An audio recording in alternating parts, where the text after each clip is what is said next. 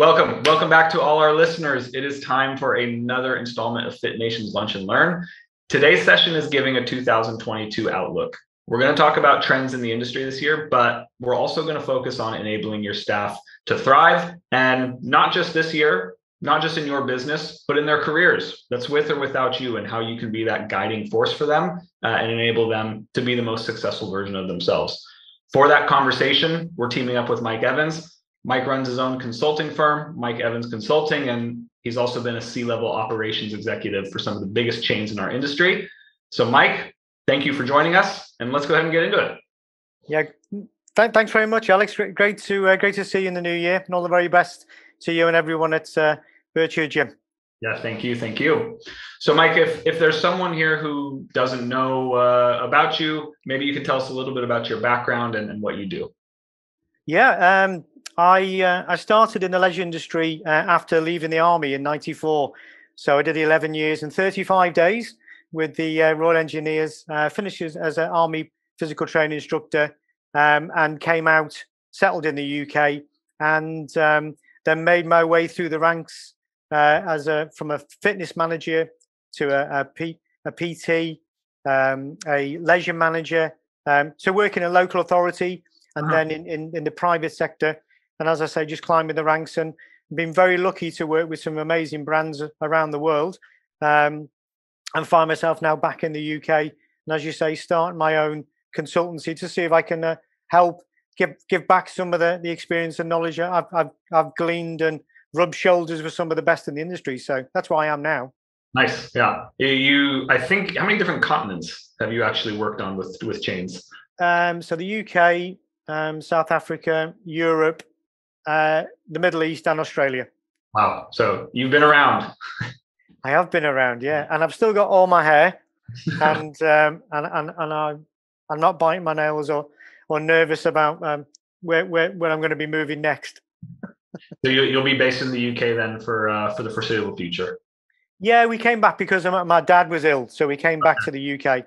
But he's okay now, thankfully. So yeah, we settled down, and COVID happened, and let's see what comes next. Yeah, that's the big unknown, isn't it? Yeah.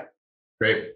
Well, hey, Mike, obviously one of the key trends or topics for today is talking about what our industry can expect, maybe not even just for 2022, but for the next 12 to 18 months. But I think it's, before we start diving into maybe top level trends, I'd be interested to get your opinion on how you think the previous year, 2021, went in light of the ongoing pandemic recovery. Yeah, it's been really interesting, and looking from where we were in terms of lockdowns, and a lot of reflection on where we were personally and what we were doing. And I think one of the things that I took from the military was the ability to adapt very quickly, overcome, and be resilient. And that's just a given for for everyone that's been in the forces, or any of the armed forces. And now to see it in civvy streets, as we say, where we've got people talking about resilience. I think COVID helped us all to focus on that and our health. So I think it was a perfect storm in that it was sad that we lost people during COVID. However, I think it allowed a lot of individuals and families to reflect on what they were doing. And I think where the fitness industry, the health and fitness industry, where it was sort of just there, and people used it. If they wanted to, if a holiday was coming up, or they wanted to look good for a wedding. Yep. I think now it's more about the lifestyle. And I think in terms of trends, it's about really using and seeing data that we use for our own activities, and using that maybe to help us with, GP referrals, or getting cheaper insurance, and things like I saw with Vitality in South Africa. Everybody should be doing that. So it's being active and rewarding you. Yeah, I think that is definitely one that I've been hearing about, and I would totally agree with that. Gone are the days where you just go to the gym for the aesthetic reasons, right? There's really some deeper wellness and like lifestyle reasons that people are going to start really valuing, not just the gym, but like our entire industry. And I do think that if there is a silver lining, that will be it for many, many, many years and generations to come, I think. Yeah, I mean, you mentioned trends, and I think outdoor fitness is. I mean, I've always done outdoor fitness. That's what we did in the army. You didn't do it indoors, really. But that now is COVID pushed people to being at home and then going out. And one of the wonderful things I saw during lockdown was families out walking on bikes, dog walking, all of that sort of stuff that you should have been doing before, but actually then you were forced to do it. And I think now people, and I've always said people have got short memories and they're creatures of habit. So I think that they'll soon forget about COVID, I think, and go back to what they were doing before. But I think that will be more around families. And it's still good to see lots of people out running or jogging or whatever you want to call it, and being on bikes. So I think that trend hopefully will continue. Yeah, I would hope the same for sure. Yeah. And so from looking at it from our industry perspective, now you sit down with a lot of the industry leaders, both the UK and abroad. And so I think a lot of those conversations, not only are you the one discussing these insights with them, but you're also probably hearing about what their members are going to soon be interested in or what their predictions are. So not looking for any confidential trade secrets from some of the bigwigs here, but maybe you could share a little bit of what you think is going to be really popular in the next 12 to 18 months. Well, I think you look at what's happened, in the first few weeks of January. It gives you a really good indication of where the industry will be hopefully going and really growing. You've seen the MyZone investment with Dave Wright. Yeah. You've seen JD Gyms investing in more clubs. You've seen Stu Perrin has just launched another coach in Harrogate. So you've got coach and paddle. So paddle's new. You've got Shafiq Ahmed, who's now just launched another energy club. This is all in January. You've got Carl Smith, who's launched Rise, the PT franchise, group training and PT. So there's another good indication of trend. And then you've got Pure, which have launched into Saudi, which is amazing. And then you've got the amazing Kev Yates and his team expanding Tribe. Then another indication of trend, you've got Tom Beaver, who's just put 27 battle boxes into David Lloyd. Yeah. So you've got EMS studios as well popping up. I think it's fantastic. So you've got EMS, group training, PT. You've got MyZone. You've got the data, rewarding performance. You've got group, PT, and individual activities. We've done that before, but I've never seen. I don't think I've seen in January as much happening immediately. It's usually been a focus on the members that you've got, new acquisition, so the retention of the members that you've got, and then acquisition of new members. And that's kind of been it. And then the theme for the quarter is whatever it is for that brand. I think this is amazing. So you're spot on in saying that the future is going to be really exciting for anyone who can be linked to any of that. Yeah, absolutely. A quick one on Tribe and Kevin Yates there. Did you see what he was posting about? They're going to be in the metaverse. They're going to be one of the first gyms to venture into that space. So Andy Hall, who's over at Volution, and I know Volution from years ago, and Andy's done a great job with Olivex coming in and taking on Volution and bringing it into their brand. But yeah, Kev's a bit of a pace setter there, and he's raising the bar.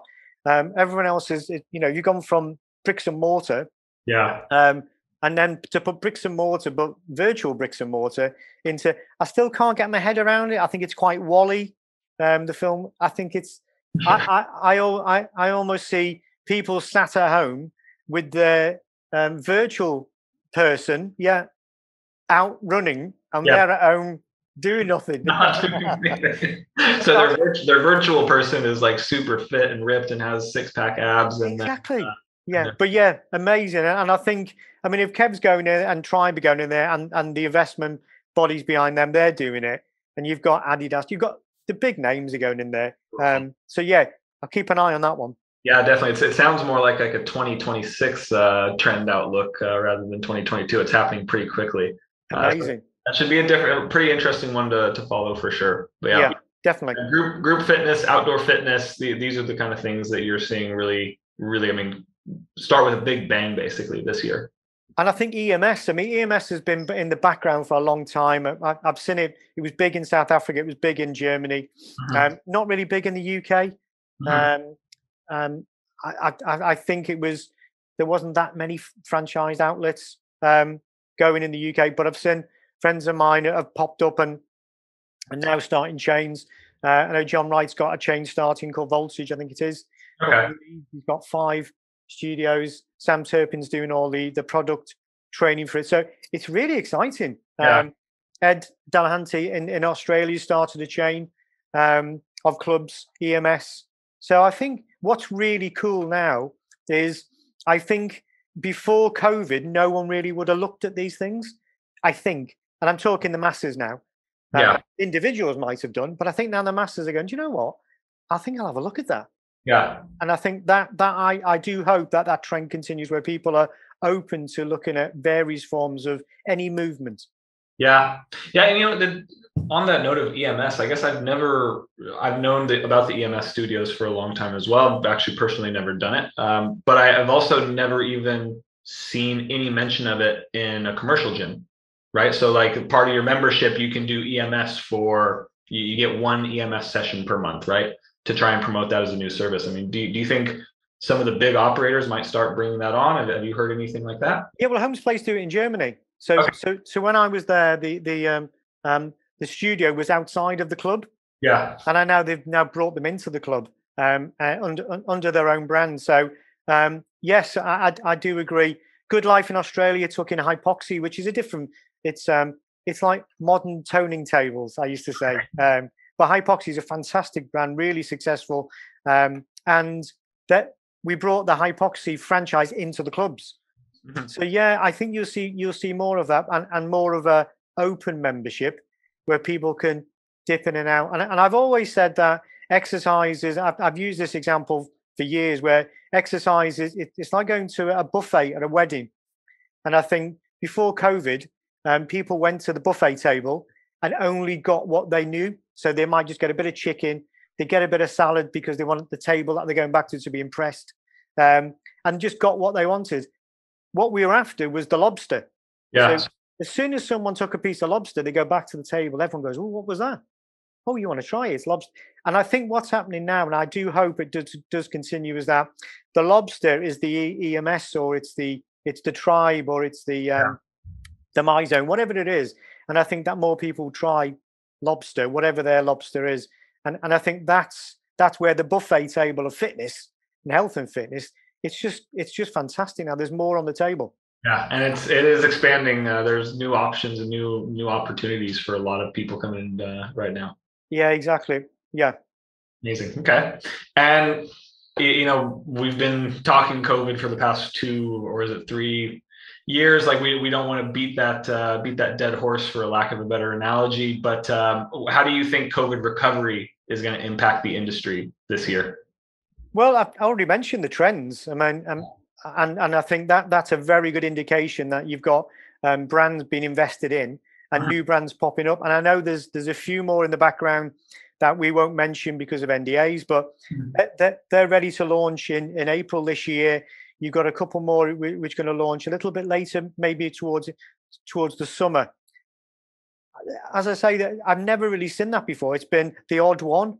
It seems Yeah. to be that you wait for a bus and three come at once. Okay. You don't know which bus to take. Um, so yeah, I think it's the people who are out there who had the ideas before are now really finding investment Mhm. and investors who say, I think I'll do that, and I think that's what's exciting. Okay. Yeah, and then that is also probably a result of the pandemic and what we went through, being able to kind of take on these new opportunities and business models that shake up the traditional industry that we knew in 2019, right? Yeah, because people's and it goes back to habits and people's habits. The habit was the commute. Yeah. Their habit was picking up the whatever they ate at that commute to take into work or bring back. Now you've got Deliveroo that will deliver you a few items to go to the shop and bring them to you. It's just incredible how everything is. 5 years ago, you think people were mad if we said, just eat, for example. Where did that come from? Yeah. It's incredible. And I saw it made the news that the Uber delivery app, so the food side of it went down. How's that make the news? Yeah, yeah. Because a lot of people were pissed. But exactly. So to your point about COVID, it's changed habits, and I think a lot of it's good, and a lot of it is a bit. Yeah. Yeah. Hopefully, some of it will phase itself out now. Yeah. And, Definitely. and maybe transitioning to something that a lot of people are seeing as an overhyped trend or phase. Peloton is the one that's been kind of the poster child for fitness industry volatility, or what's coming next, or the new age, or a lot of different, it has a lot of things attributed to it. But when its stock tumbled, I think there was quite a passionate response from our industry. Maybe enjoying it a little too much, dare I say, because they were like, look, this was an overhyped trend. What are your thoughts on the rise, the fall of that stock, and also what their business model, how that impacts our industry moving forward? Yeah, I think there's a little bit of jealousy. I think the people that I've spoken to were secretly jealous of the fact that they'd made that move, Mm-hmm. and as a brand. And I think Peloton's launch was the perfect storm. And I think what it was doing was what gyms could have done before. And I say gyms or health clubs, they could have done that before. And what I mean by that is getting people connected outside of the four walls. Yeah. So, and I do know there are examples of clubs out there that did loan equipment to the odd member that had an injury, and they were training at home. Yeah. So it was more retention than innovation. But to get that support beyond the four walls, we all should have been doing that. So I think it was great to see the innovation, and I think it probably sparked a lot of the clubs to say, actually, this is what we're going to do. And I think we'll see more of that. So yeah, the stock up and down. I mean, wow. If you had shares in it and it was up there, then you sold them. You got out at the right time. Yeah. You're probably sipping a cocktail in Marissa's at the moment, I would imagine, on a beach. But to everybody else who didn't, I just think that innovation is fantastic. We should see more of it, and rather celebrate it than knock it down. Yeah. Yeah. I think it was kind of this, it was a little bit of the scary new kid on the block, where it really seemed like, hey, is this going to take away a lot of members, or are people going to maybe think this is the way forward? Beyond Peloton, I mean, where do you think where the industry is going to go with things like Apple plus Amazon, like these huge pocket tech companies who are also venturing into fitness? I think for me, it doesn't matter who it is, if it's Apple or it's MyZone or whatever. They just have to join the dots, and Mm-hmm. joining the dots would be something like, my mum does. She's religious about her line dancing classes, and she'll kill me for mentioning it. But there's a massive group of these ladies that do it, but none of them wear Fitbits or MyZones or Apple. The odd one maybe, but that's it. But there's a movement of people who are exercising with no other reward other than the enjoyment. So I Yeah. think the tech companies, if they can join those dots and reward people, it might then encourage other people to either join that activity or do activity which gets you results. And again, I mentioned Dave and MyZone because the MEPS, your effort is rewarded. They do it so well. Yeah, they coined that phrase, and they joined the dots. So yeah, so I think that's where all of these tech giants, because they've got the money, right? Yeah, they Um, have pockets. Yeah. yeah, and if we saw more, I've seen the odd advert now for rowers. Mhm. So have a rower at home. I've seen the odd advert for having another bike at home or a track, and I think we'll probably see more of that. And maybe a brand um, might do that, like a Tribe or a JD. But I think if you're doing it really well, doing what you're doing, why branch out? Let Peloton do it. Yeah. But the data side of it, maybe that's where because not all brands have heart rate monitor technology. I know Tribe have their own, MyZone have those. I think that's where the growth could really be. Yeah, yeah, okay. I think too, one note about one thing we see, especially in when it comes to like different gym chains or just different technology providers, is a lot of things in our industry continue to be siloed from each other. And now there could be, there's a lot of business model reasons for that. But I think being able to have things connect more easily to each other, if your MyZone comes, connects to this really easily. I think that can also really help user adoption as well, because I think the larger part of the population would think, okay, if I have this Fitbit, it's only always on my Fitbit, and that's the only place it exists. So I basically have to have that forever. If I want to do, if I upgrade, it's all gone, right? I don't know if that's something else you encounter, like chains struggling to try and like glue technology together, and it just kind of decreases the member experience. Yeah, it's got to fit. It's got to fit into your lifestyle. It's got to be part of what you do, and it is, even people like me who are in the industry and been in the industry for a long time. Still, I didn't know that so I wear my Garmin with a heart rate monitor, and I wore my MyZone belt as well. I didn't know that I could just connect my MyZone belt to my Garmin. Yeah. I was wearing two. I mean, my wife thought I was batty, but and she still does. But I didn't know that. So it's great having the products and what the products do, but it's how they link into each other. Yeah. I know Philip at eGym, and he launched eGym, and I was very lucky to meet him and work with him on one of the very first eGyms over in GMT with Holmes Place in Berlin. And he was all about open API, being open and allowing that collaborative approach to data. I think that's really important. Yeah. Because it reinforces people's choice. You don't say to them, no, you've got to have this. Yep. To be a member of my club, you've got to have this. Exactly. No, let them turn up. Yep. Because if they've got brown hair when they join, you don't tell them to dye their hair to make it blonde. It's just daft. Let them do whatever they're doing and reward them, because what they'll do is they'll have like-minded people like them will come along with them. That's new members, right? Yeah, exactly. So yeah, I'd love to see the big tech giants really investing in areas which brings people and brands together, not silo them. You're absolutely right. Yeah. Okay.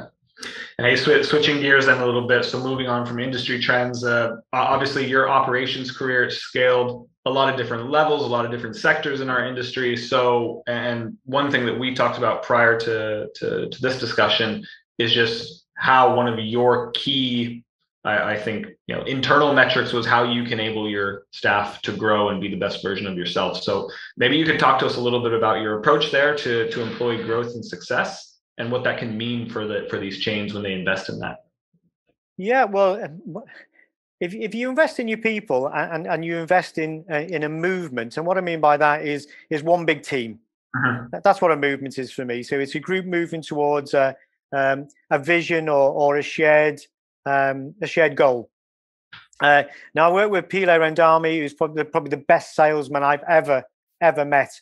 A lovely guy, and we worked together with a great exec team, and we spoke to every single person in the company eye to eye, and you convince them and encourage them that their participation in the movement will deliver us what we need to deliver to the shareholders. So we delivered 35,000 member growth over 2 years, which was an incredible bottom line to deliver. But what was important is that the amount of people that we met along the way, and to your question around investing in people, is that you spot what they're doing really well and encourage more of it. Not home writing on what they can't do and what they're not doing. Obviously, if it's disciplinary, you sort it out. There's HR team for that. But encourage them. There's amazing people out there who they'd written their own book. They'd written a book and no one knew about it. And I said, well, tell everybody. I said, well, yeah, it's about sales though. So Shane Keogh, who's now started his SAW consultancy, he's doing incredibly well, working out of Bali, Dublin, and Oz. They're doing really, really well. He was a regional business manager for me, and he told me about the book. And previous to that, he'd been told to keep it quiet. And I said, no, let's tell everybody about the book. And he said, it's about sales. And it was brilliant. So encouraging that. Now, at some point, you're going to lose them because the ladder has only got so many rungs. So those positions next after the RBM would probably be the ops director or the COO. Well, I'm not going to give him my job. So you encourage him. And he was one of them. Steph Bryant, who's with ABC now, sales. Steph is another one. She was probably the best general manager I ever had in a massive club in Australia, and you encourage them to do what they're very good at, and it just opens their horizons, and you just accept that you may lose them from the brand, but the industry may keep them. But then it doesn't really matter because they're going to do what they're very good at, and you need to encourage that. So it's working with the HR team, people management around supporting them with continuing to educate them so they can get credits. So that's all very important. But I think right at the heart of it is just encouraging them and listening to them and saying to them, "You're doing that really well. Do more of it." Keep and on. I think that's what's important. I think it's a good call too that you said, like, if they stay in our industry, which, you know, most people in one form or another, like I would say a good percentage probably will and do, but you're right that the industry is better as a result as well. And it also just reflects good on, like, if they can have a good, you know, trajectory coming up through these companies, and then those people behind them can see that similar path, it shows them what's possible too if they kind of follow a similar trend line. Yeah, Carl Smith's a great example at running PT at Exercise for Less, doing a great job, training, but to get that scale so we can see every single person and train every single person, it's tough across 50 odd clubs. It's tough. But now you see him doing it now within forming Rise, and that's really cool. And I think that's great for the industry. It's great for him. But it's just a very good example of someone being encouraged to do what they're very good at. And he's probably one of the best trainers I've ever met. So that's really cool. And Carl and Steffi, actually both previous guests on the Fit Nation podcast. So. Okay, they've been on. Okay. But in their own right, Steffi's done incredibly well. It's really cool to see their growth outside of where they, you know, you don't want to keep them as a GM. You don't want to keep them as the PT manager. You want them to grow. I saw a LinkedIn post about this a couple months back, and it was a high level manager, and his stance on this. He says he tells his employees, it's okay if this organization is a bus stop for you, as long as that bus is leading to somewhere really excellent in your career. Right? If we can arm you with these tools, and if we can help you be successful in the next step, then we've also done our job on a personal level. It's not just about, you know, what KPIs you hit this quarter. Exactly. And obviously you're not going to go out and just encourage everybody to leave. You're not going to do that, but you certainly, that people do rise, you know, they say the cream rises, don't it? And that's what happens. But you don't scoop off the cream and throw it away. You encourage more of it. So I think there's lots of examples of great people out there from the industry. James Hurst is another one, and he's just popped up now. Popped up last year. So during COVID, during lockdowns, and they're opening PT studios. That's fantastic. I think one last note on the treating the employees right and arming them for the tools for success. That in itself is a great retention policy as well. If they realize that they're cared about and it's a good environment and they have someone who they know has their best interest above them, that really, they're not going to be necessarily actively looking for another job. Maybe a better position is going to be offered to them, and that's why they would move. But there's nothing there to cause them to be looking elsewhere, right? No, exactly. And Virgin Active South Africa are absolutely incredible at doing that. The amount of training that you got, they're not doing it to make sure you don't look. What they're doing is they're just preparing you to be the best version of yourself. And if something comes along, then look at it. Awesome. Right, we talked about people that you were helping guide, but we'll move on to our lightning round and start to wrap up a little bit here. Let's talk about some of the mentors or people that you look to for inspiration, and this could be in industry or out. Right. Jeff Davis of Reach Wellness. So Jeff, I met years ago, 94. I met him, and he's been a quiet mentor of mine, a good mate. Now lives up the road in Retford, and has got a wonderful collection of products, I should say, and brands that he's got within Reach Wellness. And he's just a calming, supportive guy you can ring him and you can just run something by him. He's been my he's a friend and a confidant for many years and many years to come, I hope. Pile Ramdani, I've mentioned. I met Pile in Australia. And hopefully we'll be setting up some sort of consultancy with him. We're just looking at it now. I'm doing what I'm doing here, and he's doing what he's doing in Oz, which is really cool. But one of the most influential families that I met was Alan Fisher and Jonathan Fisher of Holmes Place. And I was very privileged and honoured to be interviewed by Alan in his house in London. Wow. Would you believe? It was absolutely incredible. And to see this guy who was as old as he was at the time, so passionate and so vocal about the industry and helping others was incredible. And Jonathan now what they do with Holmes Place, and there's lots of people within Holmes Place, but they stick out being calm and wise and inspirational, and it's the vision of the brand. So they are the brand and their vision. And I think they've been, you mentioned about inspiration in and out. And I think that group of people, for me, really embody what we should be doing with health and fitness, is being the example that we want to see. And these guys do it day in, day out. Nice. Amazing. And what would you say is some of the best advice you've received throughout your career? The best advice I got was from an old guy that I met when I was younger, and he said to me, if you're not happy doing what you're doing, stop and go and find something that does make you happy, because life's too short.